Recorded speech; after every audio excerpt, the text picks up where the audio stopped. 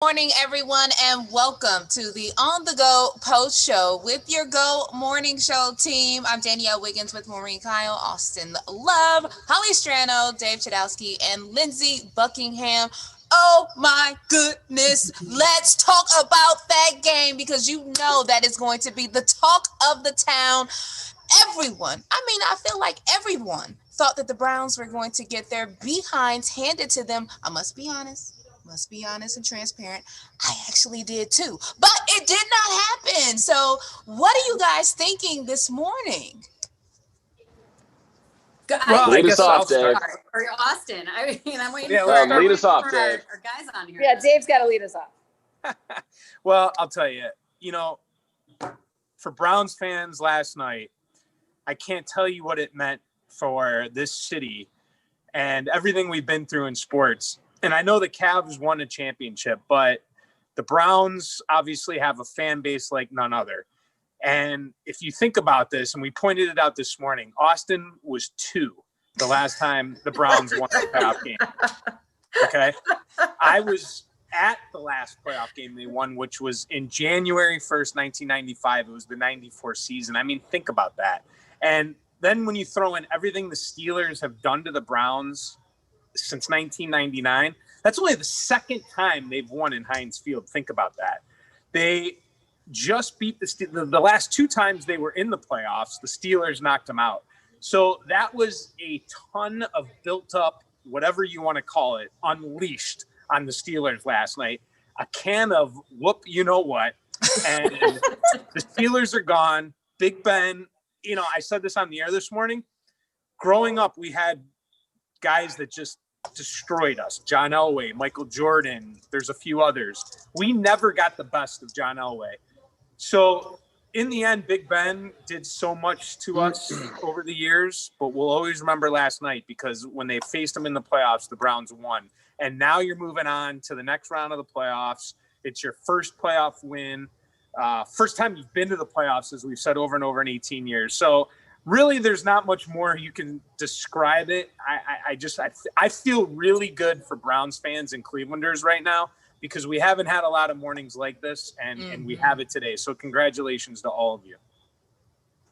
And not only, Dave, did we beat Ben Roethlisberger, which is great, but the final image that they showed on Sunday Night Football basically was him sitting by himself, looking like a sad sap, crying, literally crying tears. Browns fans have to feel so good about that for just being, like you're saying, being tortured by this guy. And, just what a game from the beginning. I was, talking with a buddy and, I didn't feel like the Browns were going to get destroyed, but I didn't, you didn't feel great. But I think right before kickoff, I looked over at my buddy. I go, I think we're going to win this game. I feel pretty good. Like everyone kind of felt good about it.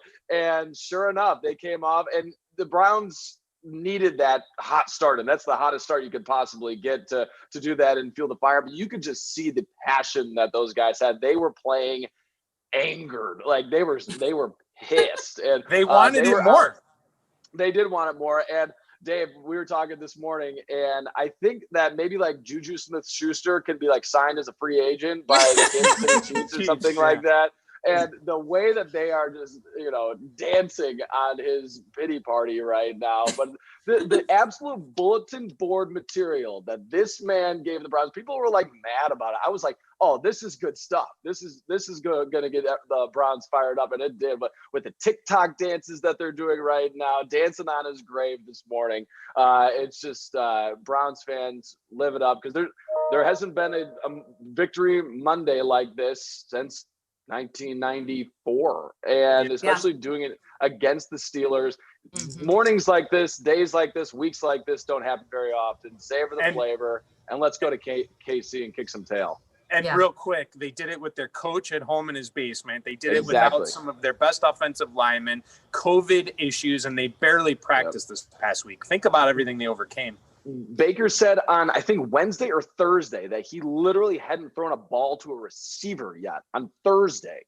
because the facility had been closed down. They didn't have practice. The first practice that they had together was on Saturday. And Al Michaels said it yesterday, talking about just what the Browns have had to do through Zoom, and saying that they're in the Zoom Hall of Fame right now because they've had all of their plays and practices via Zoom. And just to be able to overcome that, on top of not having a coach, all of the players that were out, including all the players that were out on injury as well. I mean, it's an incredible victory.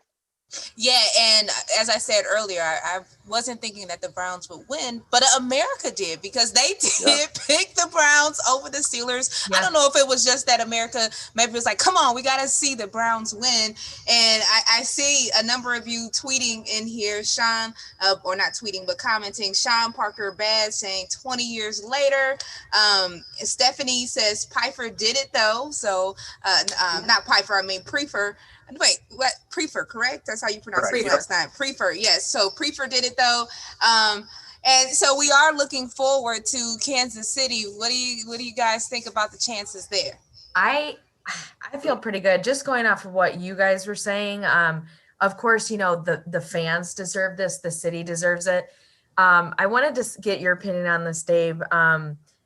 I feel like when you sign on to be a Browns player, you're taking all of that on. You know what you're signing up for. It's like they become one of us. One of the people of the city, and they wanted it just as bad.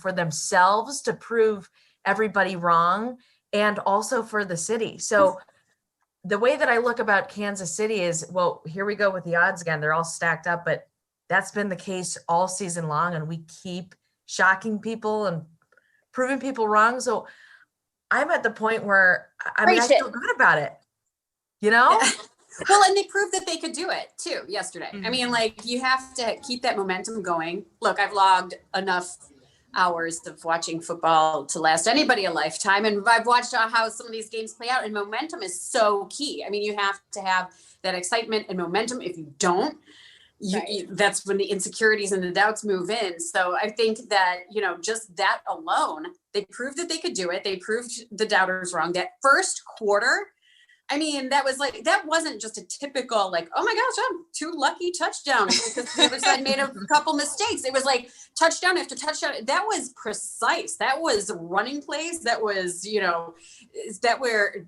taking advantage of mistakes, which is a lot of training instilled in the Browns. So I think that, I'm feeling pretty good. Kansas could be hard, but you know what? They've proven that they have the knowledge, the skill, the playbook, and that's my 2 cents. And Sandy Henderson, she says, to all the sports announcers who said Pitt would win, eat your words now. Yeah. We're going to hear a lot of that. Yes, Darlene Zappa, this feels amazing. And, everybody, I guess we're going to celebrate and smile today. Think about Kansas City, a little later in the week. Let me jump in real quick, Danielle, and talk about what Lindsay and Maureen were just talking about. And you're talking about a culture change here. It has been so bad in Berea, and I've mentioned that many times. And what you have is, Maureen talked about momentum, and they got that right off the bat, and they fed off of that. But what you have are a group of guys that are feeding off of trying to prove people wrong. Baker Mayfield continues to have to try to prove people wrong. Yeah. Kareem Hunt, did you see that guy run yesterday? He wanted to take on Kansas City. I don't want to get into it, but we all know what Kareem Hunt did, and the guy is battling back. Myles Garrett, think about what he did last year with hitting Mason Rudolph with the helmet. He's trying to prove people wrong that that's not his character.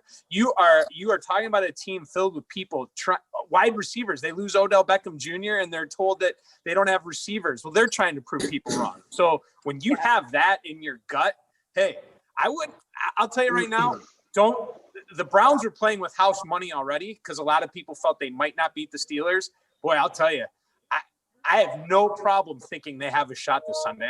It's a 9.5 point line, but I'm not going to doubt them.